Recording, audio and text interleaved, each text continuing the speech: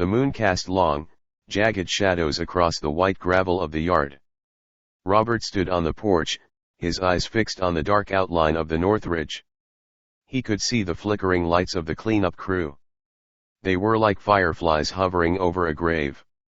Minnie stepped out, wrapping a shawl around her arms. "You're thinking about the FDC again," she whispered. Robert gripped the railing, his knuckles turning white.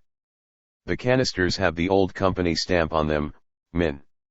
I thought I buried that part of the ledger forever. But the mountain doesn't keep secrets for long." Minnie leaned against the door frame, her face calm. "We aren't that company. We are Boom Lake now." The sound of a car engine disturbed the night air. It was a black SUV, sleek and out of place here. It pulled up to the curb with a slow, heavy grace. A man in a suit stepped out, looking at the small condo with a cold, distant gaze. "Mr. Towers," he called out, his voice smooth as silk. "I represent the investors from the New York days."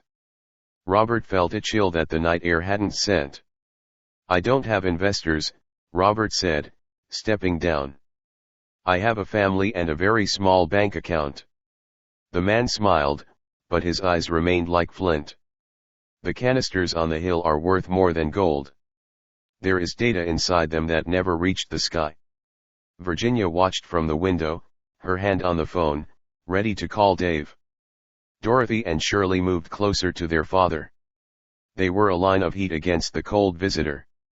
"We don't want your data," Barbara said, appearing from the shadow of the car. "And we don't want your money or your lies." The man looked at the 4 daughters of the Titan. He saw a wall he couldn't buy and couldn't break.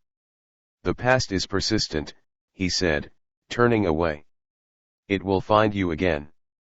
He drove off into the darkness of the canyon. Robert looked at the ridge, then back at his girls. The saga was no longer about finding the truth. It was about holding it. The wind howled. The towers stood firm. The war was just starting.